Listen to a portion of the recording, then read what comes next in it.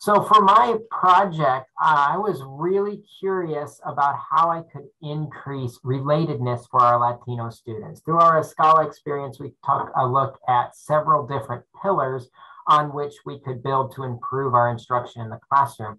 And one of those was in relatedness and how the students relate with one another and how they relate with the instructor. I decided to focus specifically on relating with the instructor. And my question was, how could I improve that relationship between the instructor and the student and have that benefit my classroom outcomes? Because a lot of the times, especially with different cultures, there's this big chasm between the instructor who's got this fancy degree and all of this knowledge and experience, and then the lowly students who are just blessed to be in the presence of the great, powerful instructor. Now, I'm slightly overstating the case, but there is a lot of fear then for a lot of students, especially with their cultural backgrounds, to be able to approach this person of power over them and ask questions or interact with them. And what research has shown us is that the more comfortable the students feel with talking to and relating with their instructor, the more likely they are to ask questions, the more likely they are to participate in class discussions, and therefore more likely to be successful. So I took a look at my Statistics Math 146 course. It's a required course for nursing and business majors. It also tends to attract psychology, sociology, and education majors as well. But the large majority are going into nursing or business. Typically, we have about 30 students enrolled in a section. So I pulled some baseline data and found that my students had about an 84% success rate in the class. Now, what ESCALA has encouraged us to do is break that down to look at the Latinx group compared to the white group, the dominant group.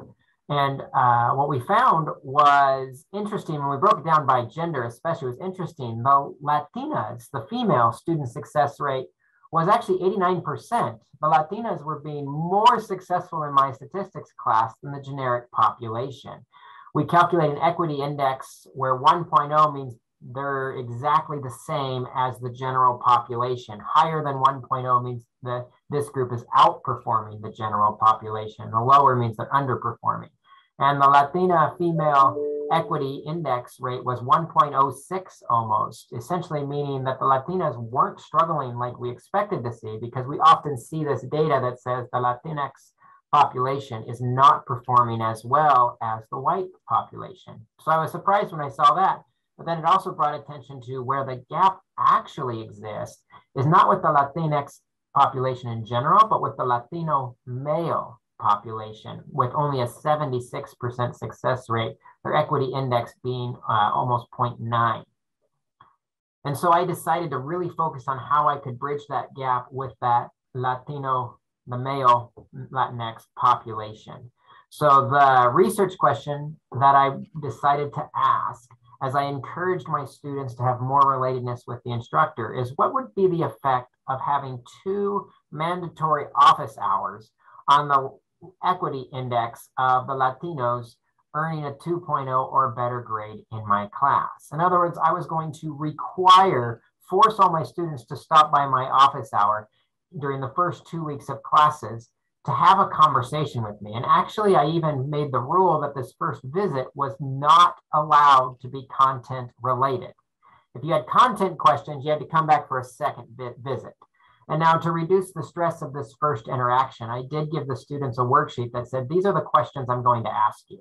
And I want you to write your answers to these questions. I'm going to ask you questions like, who are you? Tell me a little bit about yourself. Next question would be along the lines of, what are your goals at Big Bend and beyond? Next question, why are you taking statistics? And then other questions that kind of dig deeper into maybe, what are some of your fears about taking this class? What are some obstacles that you think are in the way of your success in this class and here at Big Bend in general? And I told them that they could prepare their answers and there would be nothing off script. I'm just going to ask them these questions to kind of make it not so scary for them to come in and have that initial conversation with me. Then I also asked them to come back for one additional office hour. Now, what was great about this initial conversation, kind of the unintended consequence, was I actually got to know all of my students on this deeper level than I've ever known my students before, especially in the second week of classes. There was like a tipping point where I passed like half of them having the conversation, and the classroom environment really changed to more of a collaborative learning environment. It isn't something that I can quantitatively point to, but it was just a noticeable difference in the classroom environment that everybody felt like their personal individuality was acknowledged and celebrated.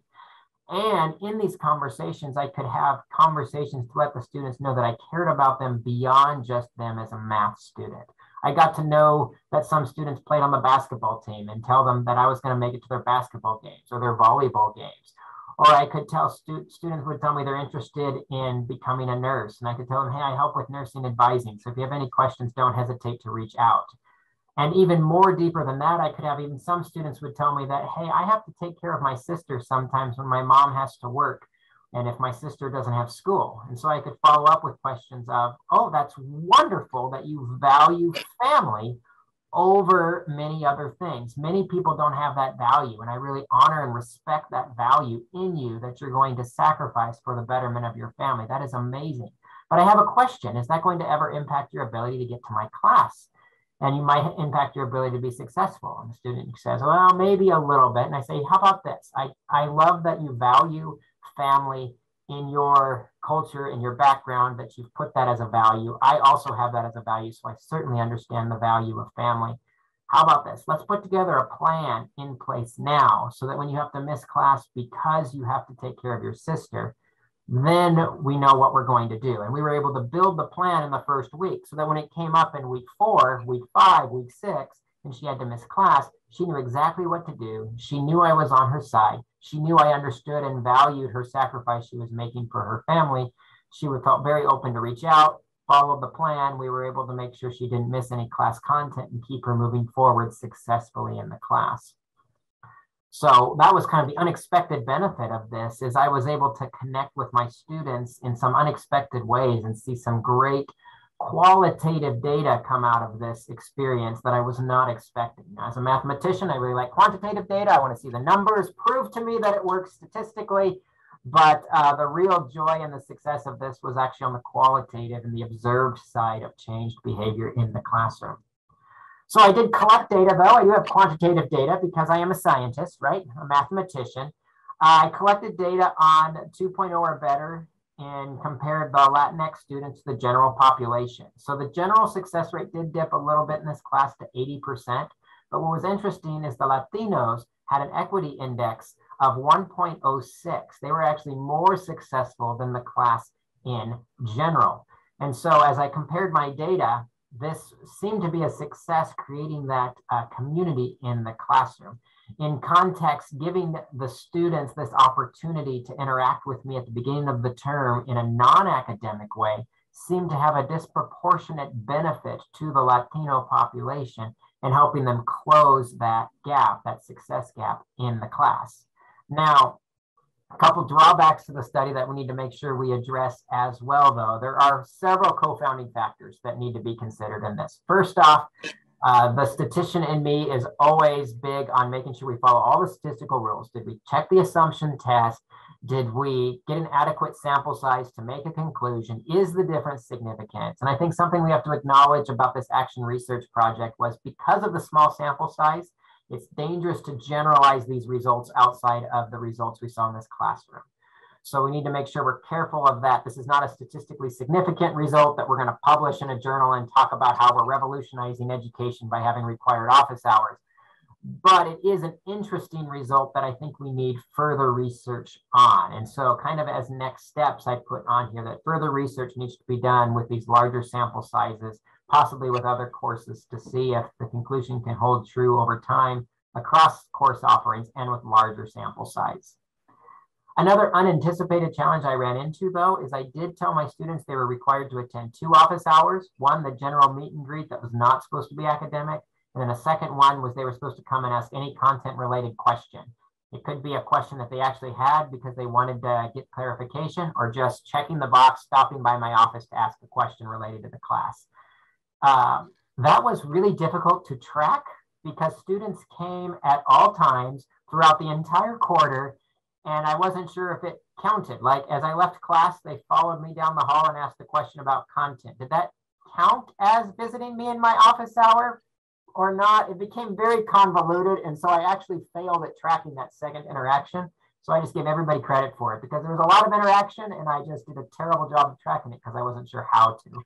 So that was an unanticipated challenge of the research project, but I don't think it hurt the project in any significant way. So what did I learn in this project? There seems to be value in requiring students to attend office hours to kind of break the ice and begin cultivating that relatedness in the classroom. I think requiring that first conversation to not be academic and also giving them the questions in advance opened the door to having some conversations about the whole student so that we could teach the whole student and respond to the needs of the whole student. So how I grew, I plan to implement this strategy in all my classes moving forward. I did it again this spring quarter and again had lots of benefits from it. And I look forward to continuing to use it in the future. It's become pretty much a permanent spot on my syllabus now. Every new class is going to have the required office hour with me. So what I did notice though is many students are uncomfortable taking the first step to go to office hours. But once I got them in my office the first time, they were a lot braver to come back a second time, which also meant my office hours were busier this year than they've been in past, or this quarter than they've been in past quarters, which is interesting because I had fewer students this quarter, but a lot more office hour visits this quarter. So I think that was a definite win and a benefit of doing this project. Can we say it's the silver bullet to fixing the equity gap between the Latinx students? No, I think we're far from saying that. But I do think that this action research project has opened the door to more questions and more opportunities to continue to build those relationships with my students so that I can respond to and teach the whole student.